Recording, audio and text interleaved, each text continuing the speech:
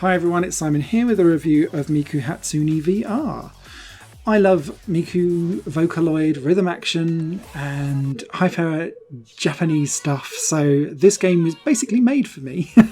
And being relatively new to the VR world, I was very excited to see how Miku Hatsune would transition over. The previous Miku stuff has always been around like watching her in a concert, and that's a great experience, but it's not a playable experience, it's a passive one. So I was very interested to see how they would play with rhythm action in VR. They've pretty much got away with anything that they've done in Project Diva beforehand and put it to one side and come up with this entirely new concept.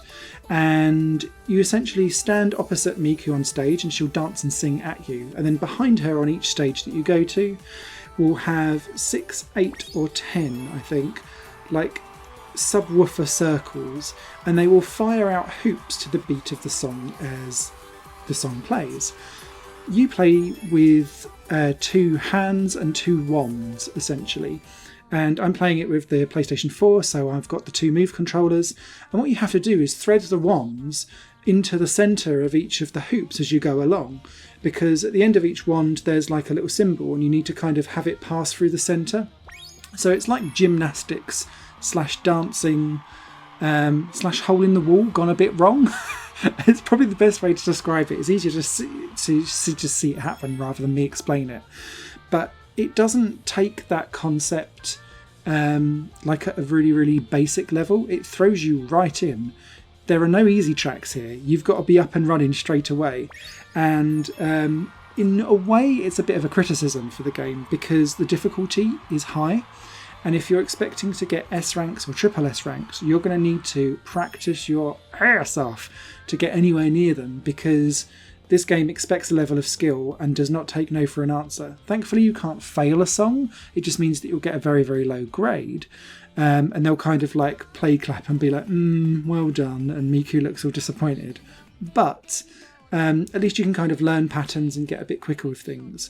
Because instead of wax on, wax off, very slow beginnings, this game wants you to start off doing semicircles, then you're crossing arms, then you're kind of zigzagging around, and it takes replayability to kind of work out where you feel your hands should go, because there's lots of ways to skin a cat or rabbit or whatever the phrase is. And so you need to work out what works for you so that you can actually keep up with what's going on, because it's like cosmic painting, because you're like, wah, wah, wah, woo, wah, spinning your arms around into all kinds of like arm twisty moments.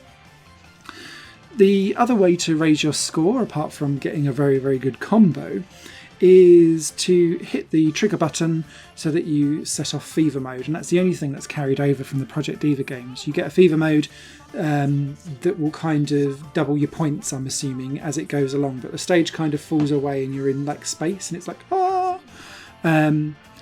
and that's really good because you can trigger that several times over the course of a song, and you do that by threading through the golden hoops and making sure that you don't miss them, otherwise your combo meter to try and trigger fever mode goes down.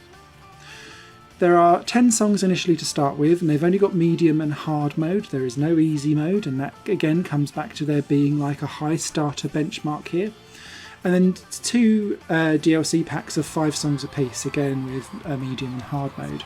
Some of the DLC songs are actually easier than the main songs. And I'd recommend probably actually getting it all as a pack, because when you only got the 10 songs, you're going to run out of like enthusiasm to keep back and trying to learn stuff again. So by doubling the tracks with the DLC, that is a well worth investment if you're going to go into this game. And that, alongside the high difficulty curve to start with initially, that's the only other downside of the game that I've got, is I would have loved more tracks. The stages look great, the VR handles really well, there's no kind of weird frame rate or screen tearing, and the precision of how you move around is bang on, and it's a really well put together game. It's just, you're going to need to throw your arms around like no tomorrow, and you're going to need to make sure that you rotate around the songs, because you will get slightly tiresome of some of them as you go along. Overall though, a really good first stab at a VR rhythm game for the Miku Hatsune series. I think it's a concept that they can play on and maybe expand on over future games if they want to, but it does need more content than what this first one came out as. I wonder if it's more of a proof of concept and they're going to add more stuff later on. I hope that's the case if they do decide to do a second one, because this is a series I think I could thoroughly enjoy in the VR world. So thank you very much for watching. Any comments or questions about the game, please do leave them down below, and a written review will be up on higherplanegames.com in the near future. Thanks for watching. Bye.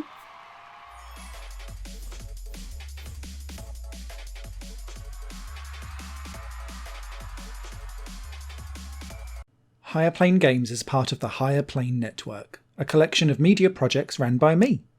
If you like what you see and want to find out more, visit patreon.com/higherplane-network.